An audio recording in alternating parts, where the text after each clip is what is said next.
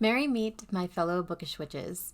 Welcome to Witchy Reads, a place where we talk about books and other bookish things. Well, spring is officially here, and it's time to engage in that old tradition of spring cleaning. But I'm not talking about mopping floors or wiping down windows. I'm talking about the Spring Cleaning BookTag. I saw this book tag over on Danny Dabbles' channel. I'm going to link her video down below. If you haven't already, I would definitely recommend going to check it out, as well as checking out a few of her other videos. I think she's absolutely fantastic. I just wanted to give a quick thank you to her for posting such a cute book tag. We have 9 total themed questions. Let's go ahead and get into them. Getting started. A book you've avoided starting.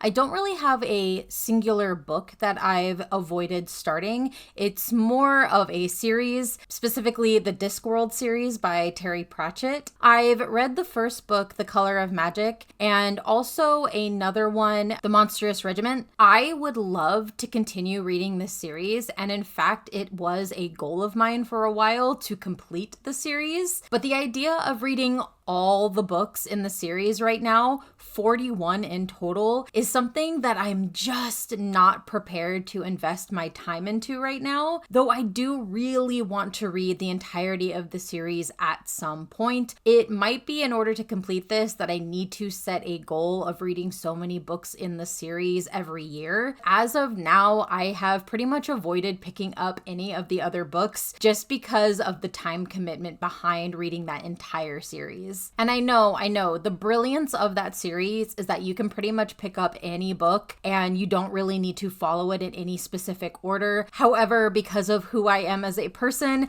I would very much like to read them in order. They ask you how you are, you just have to say that you're fine when you're not really fine, but you just can't get into it. I realize that I've already failed at that by reading one random one in the series, but ultimately that is what I want to do, and that is how I am choosing to read them, thus why I have avoided starting the series. Cleaning out your closet. How are your shelves organized? If there was a bookshelf aesthetic called hot mess, that would probably be the best description of my bookshelves currently. I love the aesthetic of organizing by color on other people's bookshelves. Doing it to my own gives me anxiety about splitting up book series. I just can't bring myself to do that to my books. I have tried organizing my shelves by genre, but not all my books are uniformed sizes. That makes it difficult to keep certain books together because the shelves are different levels. The hope is that eventually I will get to move into my dream house, which will include my dream library. That is probably still a long ways off. For now, it is a Book Dragon's Messy Hoard. This is why I probably also won't be doing a bookshelf tour video anytime soon. Opening the windows, a light and refreshing read.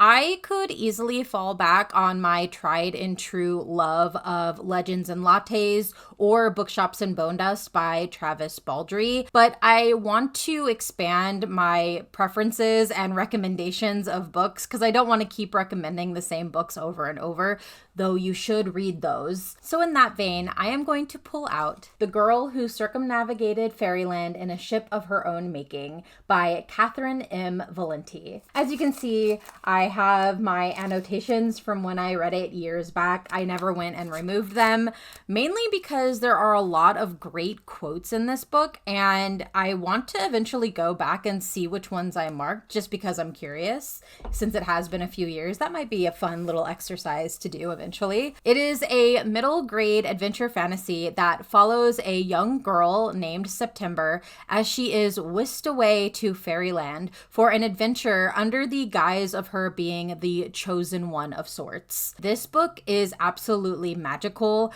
I remember feeling a sense of wonder when I read it, and I was very much an adult when I did. It definitely gave me that same wondrous, childlike feeling that I got from reading Alice in Wonderland. From what I remember, it is also extremely well written, and I did enjoy the characters in the story. I'm just going to read some of the quotes because truly this book has some of the most magical quotes I have ever read. I just opened to a page where one of my annotations are, and I'm just going to read the quote that I saved. Stories have a way of changing faces.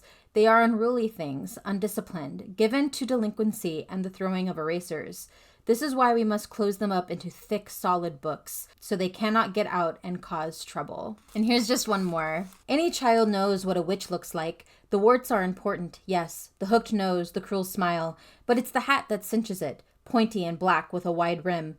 Plenty of people have warts and hooked noses and cruel smiles, but are not witches at all. Hats change everything. Hats have power. Hats can change you into someone else. It is definitely another book that I give a solid recommendation to for anyone who likes Alice in Wonderland or who wants to experience that same adventurous, whimsical feeling. Cleaning out the cupboards.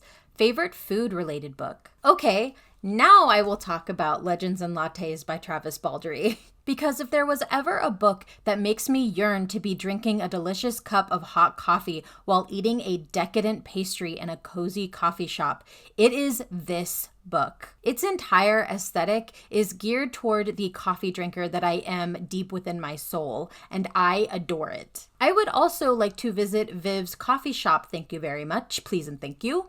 If you haven't already heard me talk about this book or its prequel, Bookshops and Bone Dust, I'll just reiterate, it is a D&D cozy fantasy that follows Viv, who is a barbarian orc who decides to retire from questing and open a cute coffee shop in this little seaside town. You get to follow a day in the life of this town with these creatures that are all inspired by Dungeons and Dragons. It's this coffee shop that's run by an orc, and it is absolutely fabulous. I love this story. Dust the Shelves, the 5th book on your shelf.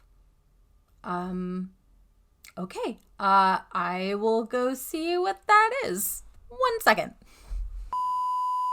To keep things semi-cohesive, I just went to the shelf where I had pulled my other books. It just so happens that the book was A Monster Calls by Patrick Ness. I read this book a few years back, and it has stayed on my shelf because I think the message in it is equal parts dark and lovely. It is a middle grade fiction with some magical realism and deals with a young boy coming to terms with the fact that his mother is dying of a terminal illness, and he really can't do anything about it. It shows him going through the mourning process, the grieving process of his mother just being sick, preparing himself for the inevitable. It is deeply touching, and it for sure made me weep. There is also a movie adaptation, which I do recommend. You can both read the book and see the adaptation. Both are equally as emotional and beautiful. Washing the Sheets, a scene you want to rewrite. It's not a scene that I necessarily want to rewrite in a book. It is an entire plot line, and that is in the book Bunny by Mona Awad. I really desperately think the story would have been improved upon by having a point of view from the townspeople. I wanted to know how the people in this sleepy little collegiate town were going to deal with their infestation of murderous man bunnies. I didn't care about Samantha or the mean girls who called themselves bunnies. I needed dark Cthulhu-esque lore about these man bunnies and how these townspeople were going to rid themselves of this infestation. That is what I would have changed. Throwing out unnecessary knick-knacks. An unnecessary series. I remember when I first read the Divergent books, loving them, and then completely being disappointed by the last book. If there was ever a series that would have been improved by being a standalone novel or even a duology, it was that series. The writing structure completely changed in the 3rd book. It really felt like it went nowhere, and the climax, if you can call it that, was completely unsatisfying. satisfying. I also think the death that happens in it was completely unnecessary and was there for shock value, which I absolutely hate when that happens. I will never forgive that book for being so horrible that even Hollywood said, "Fuck this shit, I'm out." Reaching to Dust the Fan, a book that tries too hard to relay a message. Definitely Outlawed by Anna North. That book was trying to do way too many progressive things and ended up presenting each of them terribly. Some examples of this were white savior, white feminism, racism, homophobia, transphobia, fertility, forced pregnancy, and probably a few more things that I've now forgotten as time has passed. It was all too much. Perhaps in the hands of a more competent and less biased writer, it could have done something, but as it stands, it was my absolute worst read of 2023. As I was reading it, it felt like I was being preached at the entire time, but I also knew that what I was being preached about was wrong, which made it so much worse. If your intention is to send a message or make a point with your novel, please make sure you do the research and you know what you're talking about. It will present as very preachy and condescending, especially if you don't know what you're talking about. North definitely didn't here.